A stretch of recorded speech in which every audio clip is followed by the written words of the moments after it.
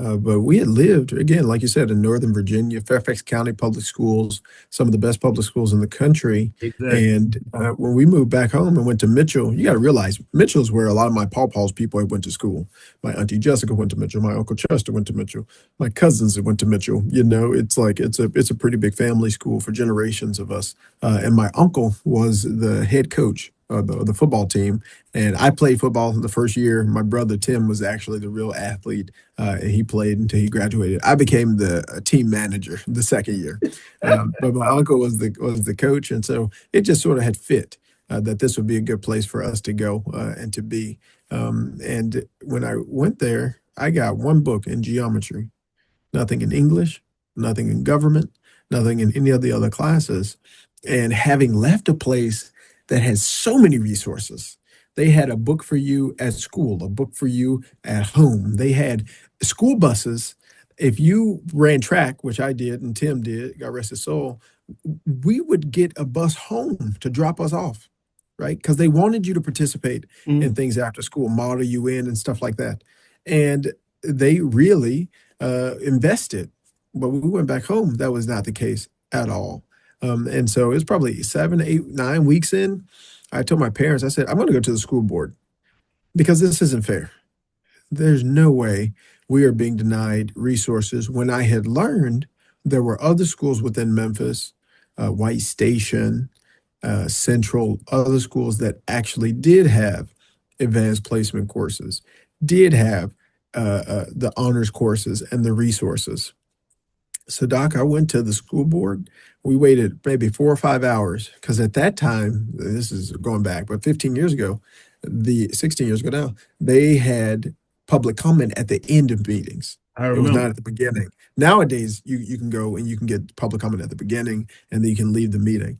But if you were Mhm. going to give public comment at that point in 2015, you had to stay throughout the entire duration, and Mhm. then at the very end, you'd be allowed to say something. And so my parents, God bless them, and my uncle and auntie, they were with us, sat in those chairs in that cold room, and waited 4.5, almost 5 hours. And then I got the opportunity to say something. I said, there's no way we are going to earn college degrees. And I held up my mom's college degree, maybe her master's degree, from the University of Memphis.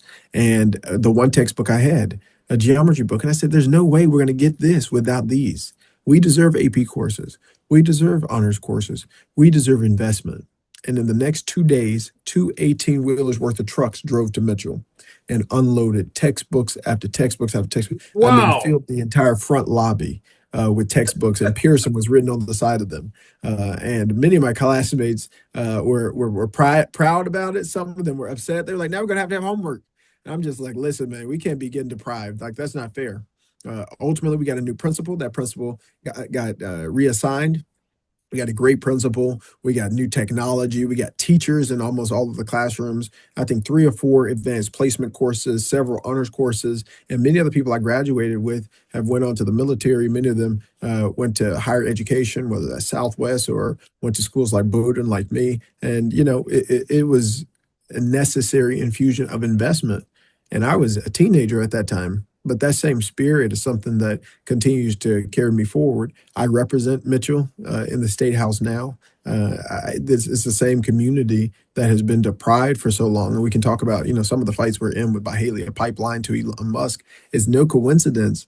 The same communities that are deprived educationally are the most impoverished and have all these other injustices on top of them. But yeah, as a high school student is when I really realized, wait, advocacy can do something to change the situation.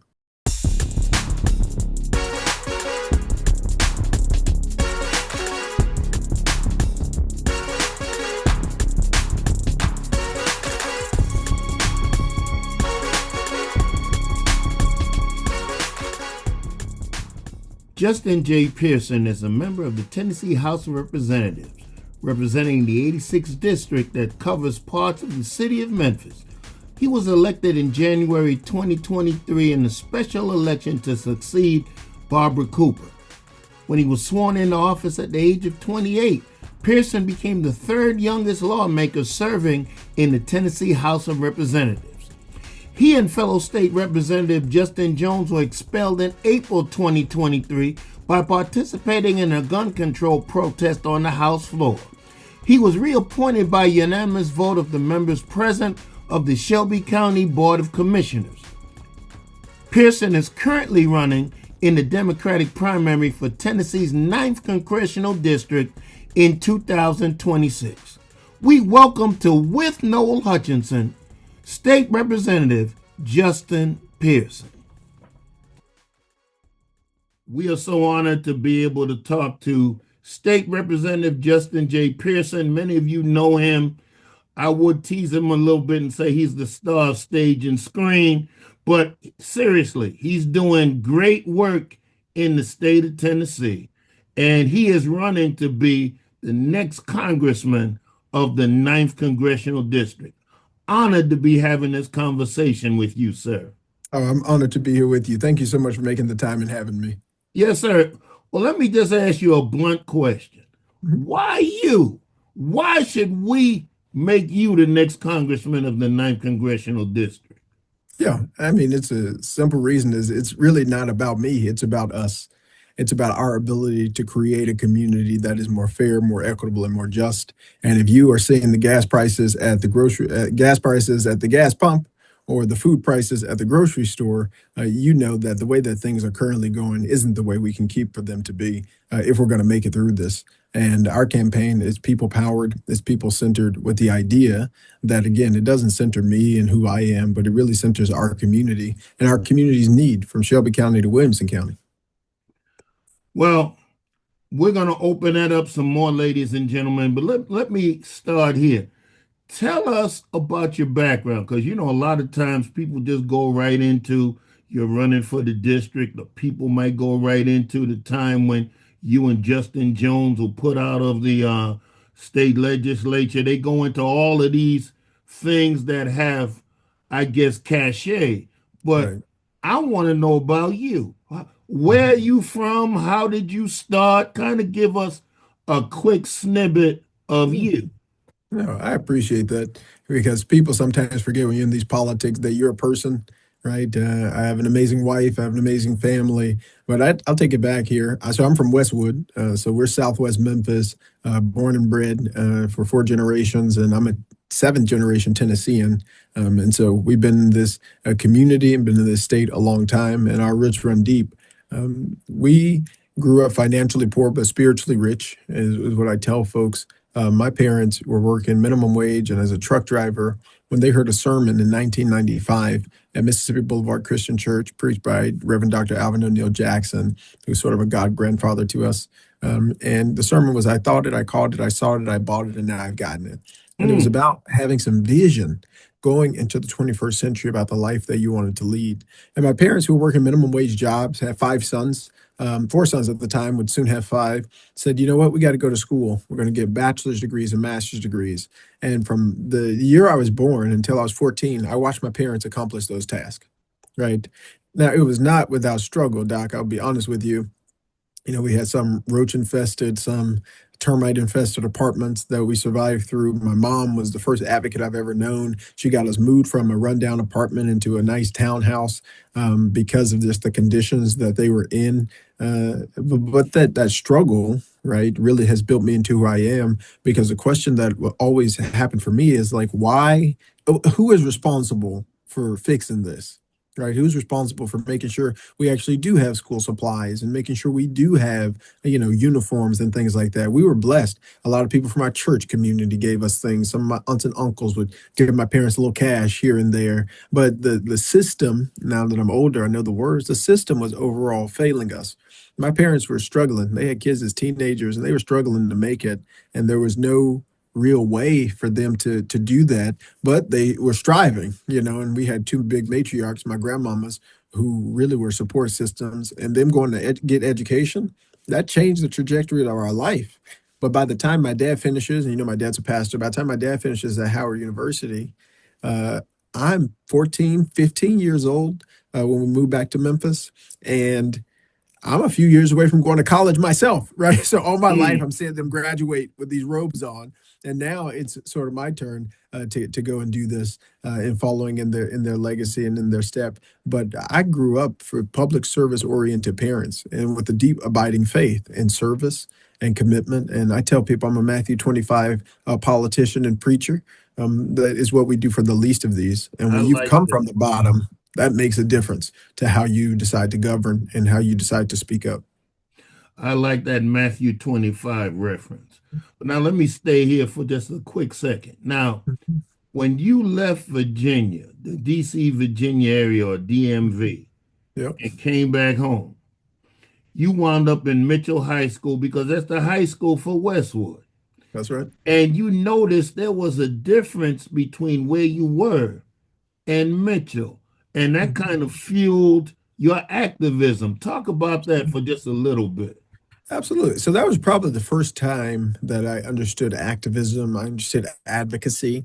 First time I really probably delved into the political world outside of, running for a school president and stuff like that. But we had lived, again, like you said, in Northern Virginia, Fairfax County Public Schools, some of the best public schools in the country. Exactly. And when we moved back home and went to Mitchell, you got to realize Mitchell's where a lot of my pawpaw's people went to school. My auntie Jessica went to Mitchell. My uncle Chester went to Mitchell. My cousins that went to Mitchell. It's like it's a pretty big family school for generations of us. And my uncle was the head coach of the football team, and I played football the first year. My brother Tim was actually the real athlete, and he played until he graduated. I became the team manager the second year, but my uncle was the coach, and so it just sort of had fit. That this would be a good place for us to go and to be. And when I went there, I got one book in geometry, nothing in English, nothing in government, nothing in any of the other classes. And having left a place that has so many resources, they had a book for you at school, a book for you at home. They had school buses. If you ran track, which I did and Tim did, God rest his soul, we would get a bus home to drop us off, right? Because they wanted you to participate in Mm. things after school, model you in and stuff like that. And they really invested. But when we went back home, that was not the case at all. And so it was probably 7, 8, 9 weeks in. I told my parents, I said, I'm going to go to the school board because this isn't fair.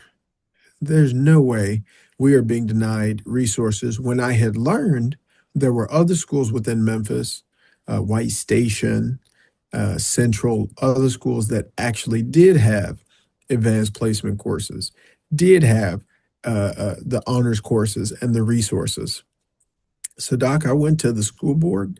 We waited maybe 4 or 5 hours because at that time, this is going back, but 15 years ago, the 16 years ago now, they had public comment at the end of meetings. I It was not remember. at the beginning. Nowadays, you can go and you can get public comment at the beginning and then you can leave the meeting. But if you were Mm. going to give public comment at that point in 2015, you had to stay throughout the entire duration. And Hmm. then at the very end, you'd be allowed to say something. And so my parents, God bless them, and my uncle and auntie, they were with us, sat in those chairs in that cold room, and waited 4.5, almost 5 hours. And then I got the opportunity to say something. I said, there's no way we are going to earn college degrees. And I held up my mom's college degree, maybe her master's degree from the University of Memphis. And the one textbook I had, a geometry book. And I said, there's no way we're going to get this without these. We deserve AP courses. We deserve honors courses. We deserve investment. And in the next 2 days, two 18-wheelers worth of trucks drove to Mitchell and unloaded textbooks after textbooks after textbooks, and then Wow. filled the entire front lobby with textbooks. And Pearson was written on the side of them. And many of my classmates were proud about it. Some of them were upset. They were like, now we're going to have homework. And I'm just like, listen, man, we can't be getting deprived. Like, that's not fair.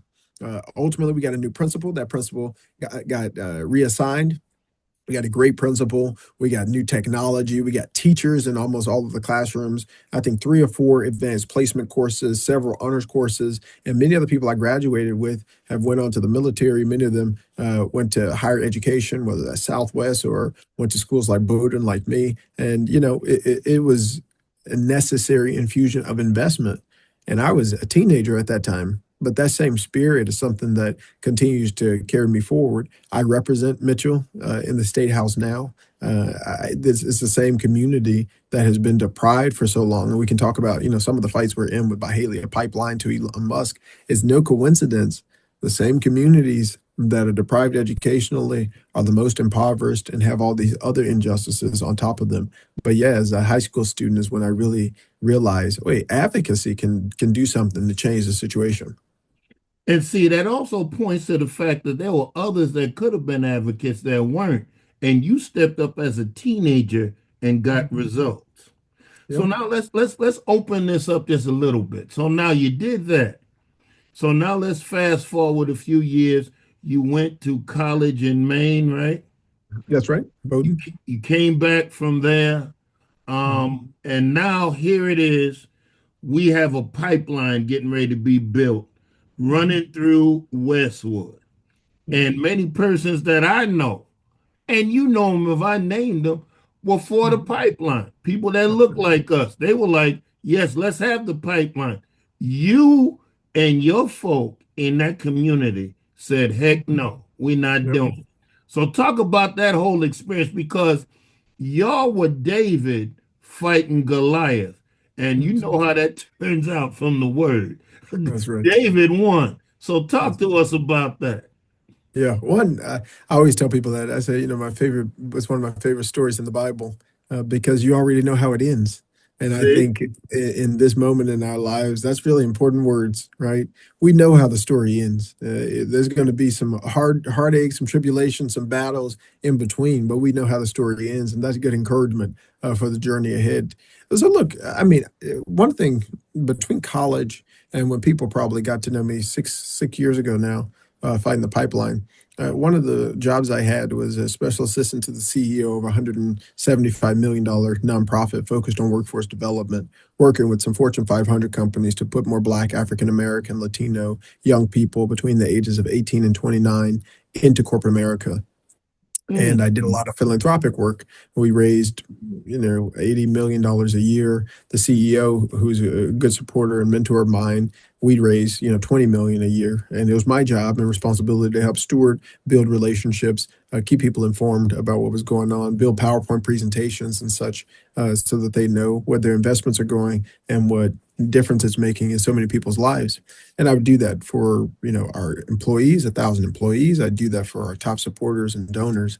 And when the pipeline fight happened and started October 17, 2020, I used all those resources and skills that I had been developing in service of this huge corporation, or in service of this huge nonprofit organization, in partnership with corporations to help benefit people in Boxtown and Westwood, right? Because I never thought the skills that God was giving me, the educational opportunities that I was getting, was reserved for my own personal benefit, right? For me to have a nice, fancy, executive type job.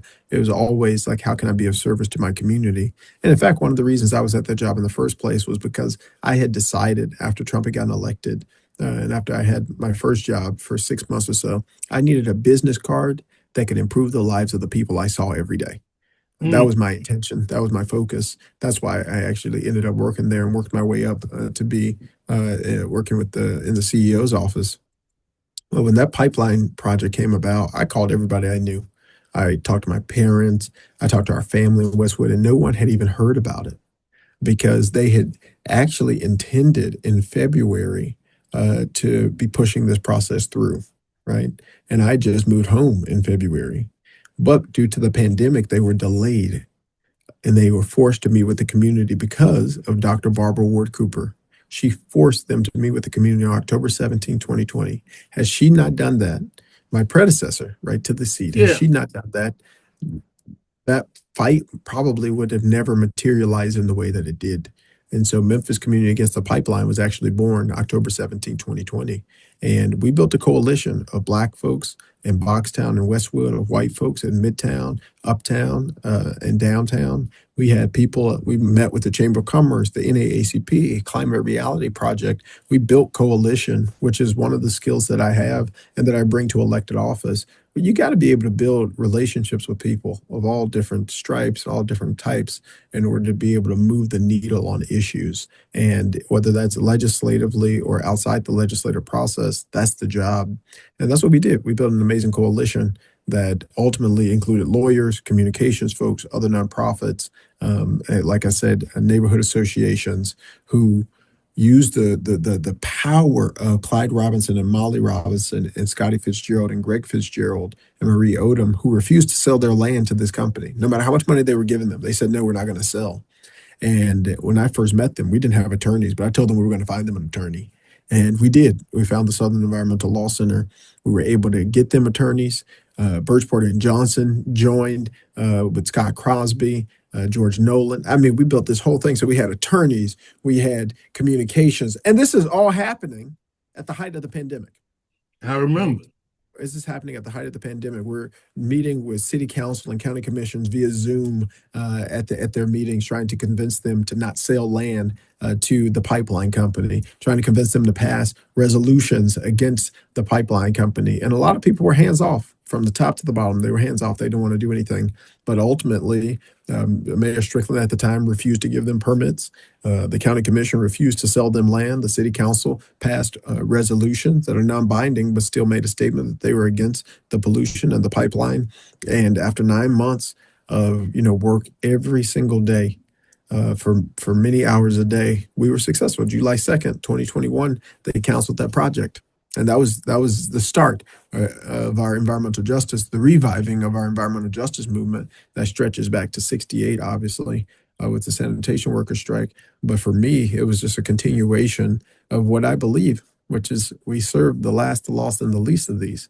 And who in our community is that other than the people who live in Boxtown and Westwood with 18 toxic release inventory facilities, with a cancer risk that's 4.1 times the national average. And that, I mean, if you live up in Mallory Heights in Shelby County, your life expectancy is 10 years shorter than if you live 20 miles east in Germantown. Yeah. Some people think that's fair. Some people say there's nothing I can do about that, but that's not the way I view the world. I say, what is it that we can do? And out of that, you followed and you alluded to it, Barbara Cooper, who was iconic as a state representative, and you ably were able to take her place. But now let's kind of piggyback what we said about the pipeline to XAI, because see, the people that were trying to do the pipeline unfortunately learned some lessons as they were watching what, XAI people were watching what was happening with the pipeline. And so all of a sudden we woke up and we found out that XAI not only is coming, it's here. Right. And here's the other piece and add to this. We already have Superfund sites in Memphis. We already have Superfund sites where the funding stopped, I think it was about 20 years ago in Memphis. Yep. And some of those Superfund sites are in the very places that we're talking about. And now you're going to add some more pollution. And as of this moment, as we do this interview, they decided not to put the wastewater facility. Yep. And that's endangering our aquifer right now. Right. So kind of talk to us about some of that. Yeah, I mean, you've hit on all the points and pieces. Just take, for instance, two sites. They were talking about building a jail in New Chicago on top of what's actively environmental justice hazard, right? Lots of pollution there. The Memphis Depot, another place that has not been fully remedied, and the money that was supposed to remedy it and help the community ended up becoming the Edge Board, which gives pilots to multi-billion-dollar corporations to come into our community. Wow. Right. So the money got stolen from the people and given to the corporations. Seriously, that's the history of the Edge Board. And there was a revival of some of the articles in the past about that. And simultaneously, you've got entities like XAI that come into our community, build a gas plant right? A power plant, industrial sized power plant without a single permit. And Mm. we get told they get a year to just do that. And I met with the Shelby County Health Department at that point. And they said, well, their lawyers told us that they get a year to pollute. And we Their responded, lawyers told them. that's right. So they're the Uh, health department, that's but right. the XAI lawyers told them. That's right. I mean, it's unconscionable when you really think about it. It's the what I call the greatest failures of democratic institutions, lowercase d, that are Mm. supposed to protect our life and our health. And you look at Valero Oil Refinery, Nucor Steel, Stella Jones, Tennessee Valley Authority, XAI. Where are they all located? Directly adjacent to Boxtown in an industrial park that was designed and created that way because the neighborhood was redlined. Hmm. And now, even with black people in positions of power, we're still following the redlined maps to allow for more harm to happen. But that is only siting, right? XAI gets cited in South Memphis, but pollution doesn't care. It's spreading all across the county. So you have an acute problem in Southwest Memphis, my district, right, in District 86, but the pollution goes into the entire area. So South Haven, Crittenden County, all parts of Shelby County, including into Collierville, which is a part of the new congressional district, are all being negatively impacted. And So downtown, downtown, Harbortown. And a yes. quick story on that. I had somebody in Harbortown ask me one day, what's that horrible smell I smell some mornings?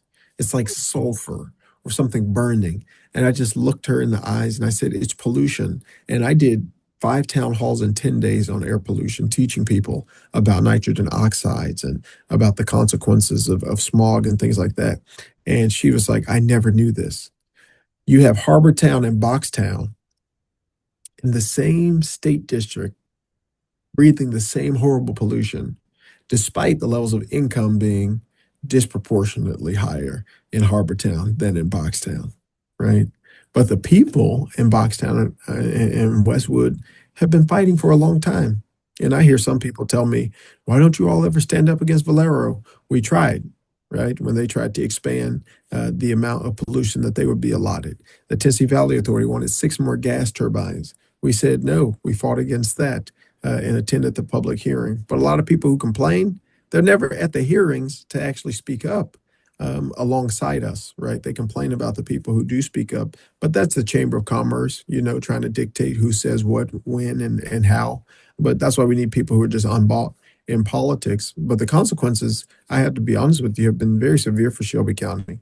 We are, again, have had an F in air quality, according to the American Lung Association. The Asthma Fellowship and Foundation have labeled us as an asthma capital of the United States of America.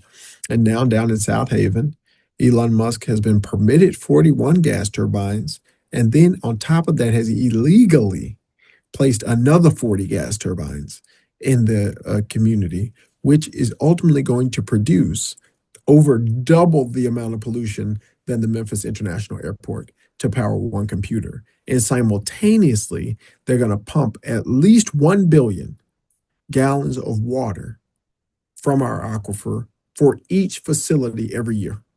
Slow down for the sake of the audience. I'm with you. Mhm. Yeah, The same amount of pollution as Memphis International Airport. Ladies and gentlemen, Memphis International Airport is the largest cargo airport in the world. that's right. FedEx, UPS, I think there's a National Guard has an outlet there, Right. and the commercial airport, the Mhm. largest cargo airport in the world. Matter of fact, at about 5 in the morning, you got one flight leaving FedEx every, what is it, 45 seconds? Mm,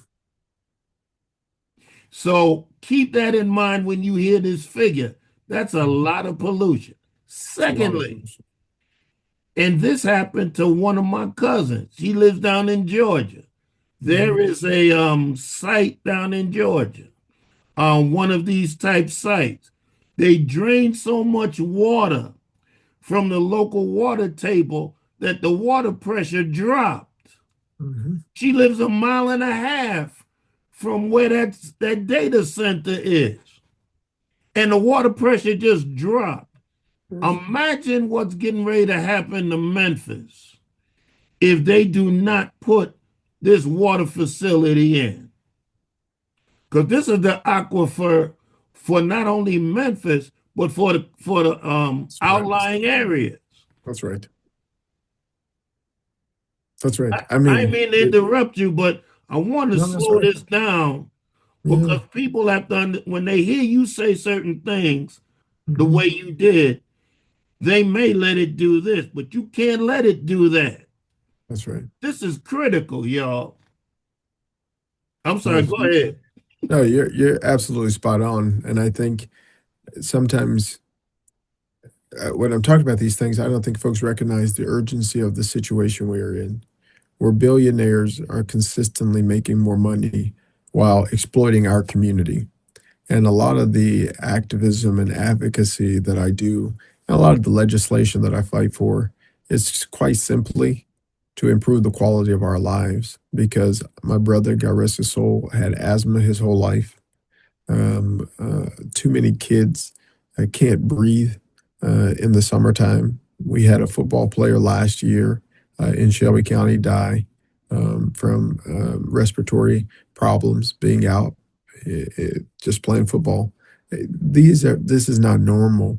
And I think a lot of people, and you got parishioners, have asthma, have Hmm. COPD, sleep apnea, and we get told, that runs in my family. Cancer, runs in my family. I lost both my grandmothers to cancer, but that's not what killed them. Environmental racism killed them. Right? Exactly.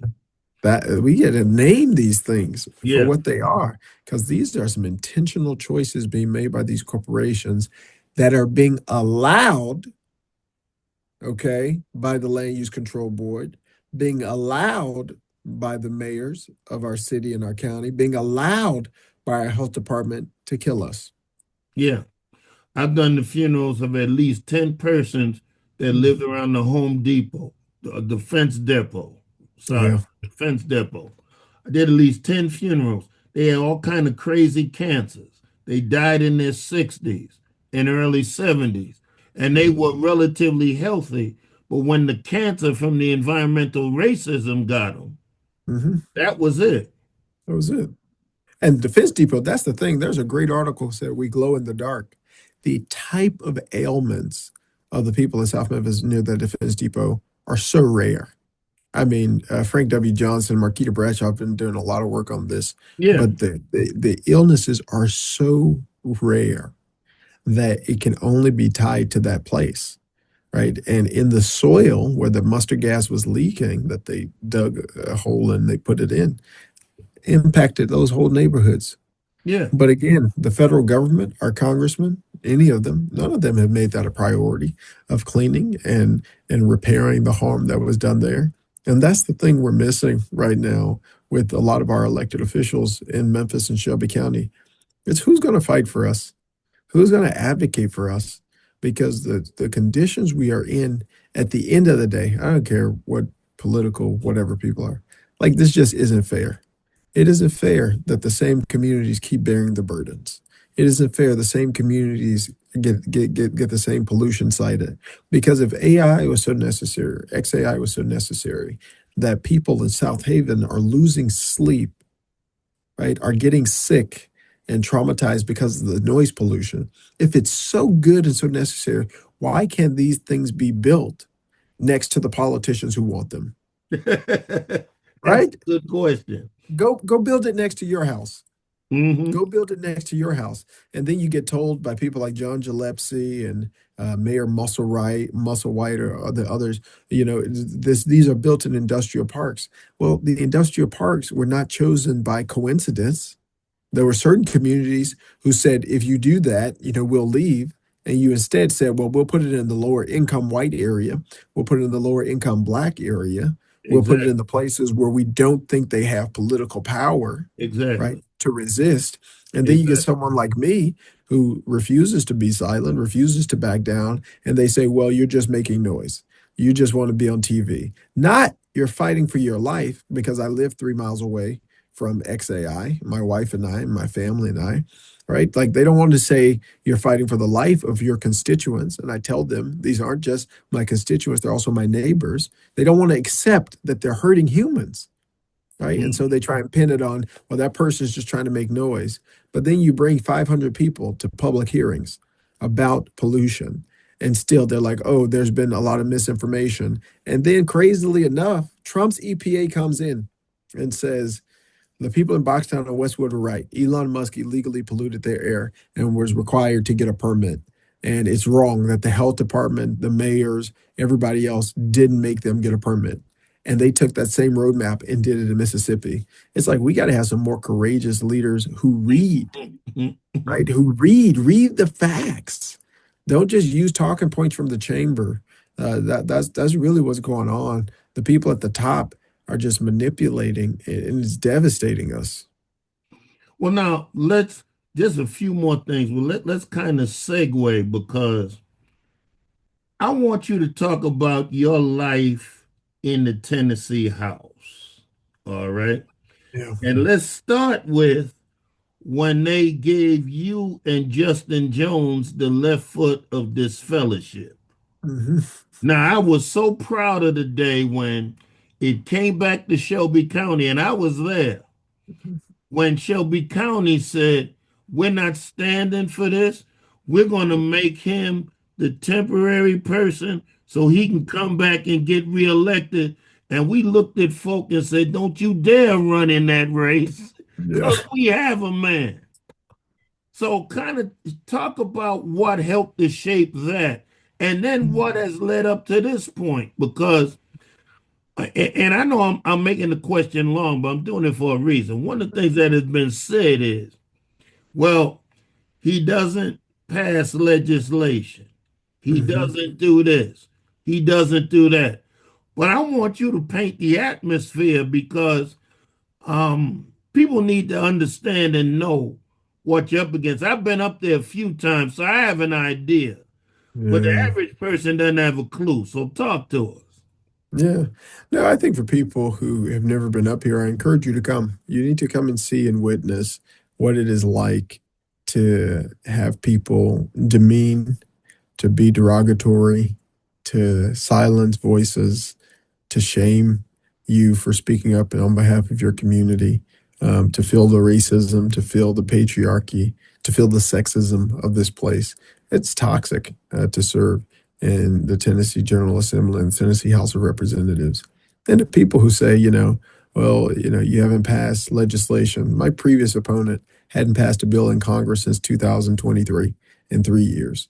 But folks are looking at me like, oh, you haven't passed a bill. Well, you only expect that at certain times, and they're oftentimes just looking for a reason. But the second thing is when you stand up to white supremacy, when you stand up for the voices of the marginalized in the community, you aren't going to get rewarded with the ability to pass legislation on the House floor. The Exactly. people who get rewarded with passing legislation are oftentimes the people who are more silent.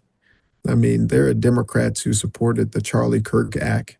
They passed legislation and sponsored legislation that hurt people who are already marginalized. And I'm just not that person. And so, I mean, the question is beyond passing a couple of bills that Republicans like, what else are people doing? Because when I'm here, I seek to find common ground with people without compromising my values. And so I did. I passed a House resolution making September 22nd Veteran Suicide Prevention Awareness Day. There are things that I have been able to move forward through committees. I mean, I passed that with 100% support in a bipartisan manner through subcommittee. I passed other things through subcommittees, and then they get to the full committee, and somehow people get all nervous about it, even though they are good bills that I pass. And I've even had legislation, Doc, my right hand to Justin. I had the first bill ever in the state of Tennessee to ban Glock switches and to put restraints on Glock switches, and the Republican leader told me that bill's not necessary. And do you know the next session they gave my bill to someone else, and they passed the ban on Glock switches? I Wow. wrote another bill about deep fakes and deep fake technology for artificial intelligence being used, and used particularly on elected officials. They said that bill is not necessary. In the next session, another Republican had a bill banning deep fakes for elected officials within an election cycle. So it's not that my ideas are bad, right? I've got bills to increase the minimum wage to $20 an hour, expand Medicaid for 300,000 people who do not have it. Um, I, I am I'm good at this job, right? It's just when you are resisting oppression, you don't get rewarded. When you don't resist, right? When you capitulate more, when you keep them comfortable, when you don't vote against the Charlie Kirk Act, when you don't do stuff like that, then they like you a little bit more. They may not like me, but they certainly respect me. And outside of those 4 months when we're in session, you got to look at what people are doing. What work are they doing to move the needle on issues? So when the mayors and the health department said they're not going to fund true air quality studies, I worked to raise $350,000 to study the air quality in Memphis and Southwest Memphis in particular, but also Mississippi and Crittenden County with Memphis Community Against Pollution. Right, that's beyond the resume. I've organized more town halls and gatherings with constituents in the last 3 years than every elected official in the state house or the state senate or in federal office in Shelby County combined, because I believe make proximate to the people that we serve. Right, like my Papa Jay, God rest his soul, but he had this phrase in his casket. He said, "Let the work that I've done speak for me." That's And the it. truth of the matter is, I have done so much work in our community. We stopped that pipeline together.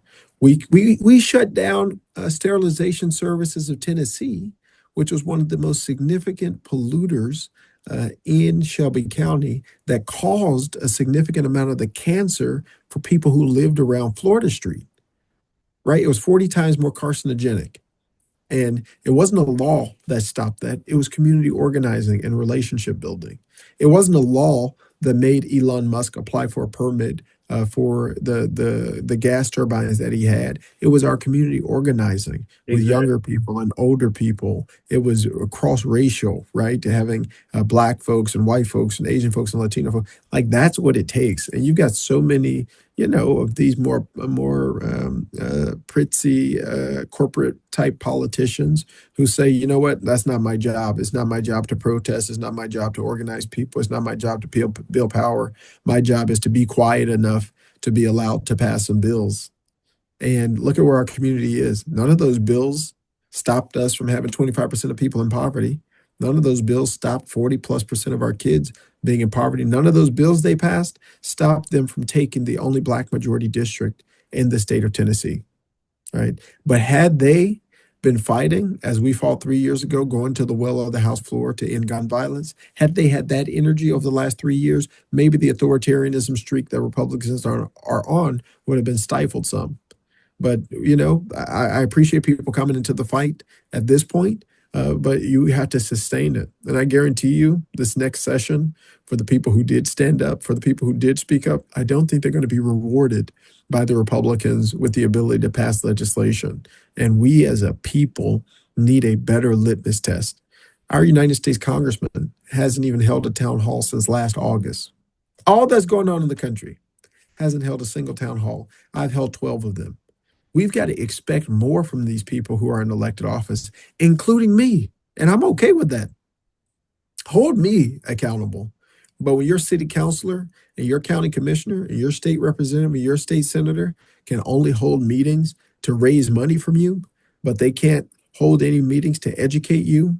We flew in a PhD from Harvard University to teach us about the ramifications of the gas turbines that XAI was building, because I want our community to be informed and educated as they advocate. That's the job of elected officials, of a good one, in my opinion. And so I want people to keep expecting more from folks rather than them just saying, well, I passed a bill and got the Republicans to like me, but you also helped them pass the Charlie Kirk Act, right? You also help them to pass legislation that was hateful and hurtful. Like that isn't what we need in this moment in time. Exactly. Last question. Mhm. Your district looks different.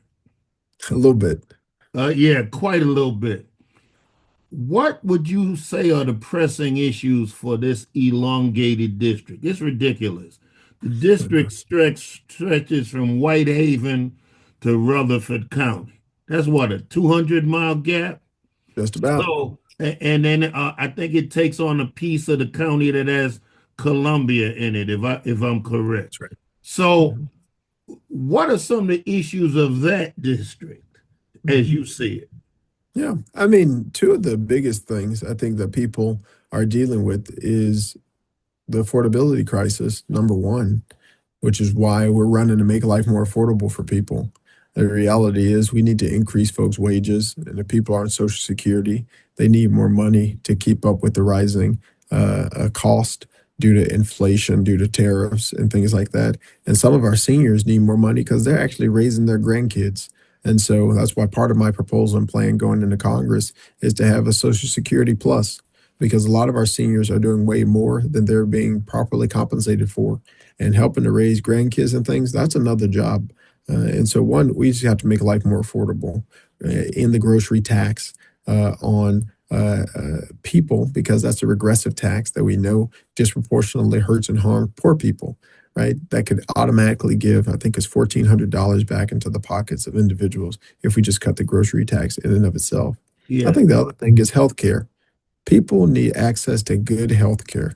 And right now in our state, the cost of health care is so severe that we have the highest medical debt of any state in the United States of America. What? We've had the most rural hospitals close in Tennessee than any other state. We've had 16 hospitals close in the last, I think, 12 years. Mm. That's what we're up against. And our rural communities are feeling it, just like communities in Memphis are feeling it. If you go to the hospital and you're being left with a $300-400 bill because of the emergency room visit, because you don't have access to a primary care physician, because your job didn't give you access to health care, but you're working 2 and 3 jobs just to make it, but they have no responsibility to give you health care, which is why we need health care for all. And I'm a big proponent of Medicare for all, and a plan similar to that. But I think the last thing that people really want to see, right? They want to increase wages, they want access to health care, and I think more or equally as important, they want to see investments in their communities, infrastructure, and that's in multiple ways. That's for veterans to get the resources that they deserve, because that puts more money in the hands of people to buy homes, to buy cars, and things like that. But also public education investments. They, as you know, the state of Tennessee gave $300 million of public money to private school vouchers, which again takes away from a lot of small towns that only have one school that they're sending their kids to. And then it's investments just simply like paving streets, right? Making sure their resources are making it to take care of the basic things. I think that's what people want. And that's our message as we go out. I think God really has called me to be of service in this way, in this moment in time, to make Matthew 25 a reality, to serve those who've been pushed to the bottom, and to recognize that we can't keep fighting each other, which is why I'm calling for unity all around, and recognize that we've got to look up at the billionaires and the people in power who want us to fight each other, because then we're not going to pay attention to them, who are keeping things the same for the rest of us and hurting our ability to potentially thrive and really achieve our American dream. And that's the message we're taking on the road. In a couple of weeks, I'm going to all 15 counties. And so if you're in any of our counties, McNairy, Giles County, any of those, reach out to us, because we're going to be there, and we're going to be proximate and go share this message. Well said. Well, sir, thank you for your time. Honored to know you. Honored to have this conversation. And I look forward to calling you the next congressman from the Ninth Congressional District of the great state of Tennessee. With God's help and yours, we're going to do it. Yes, sir. Thank you so much. Thank you so much, Doc. I appreciate you. Bye bye.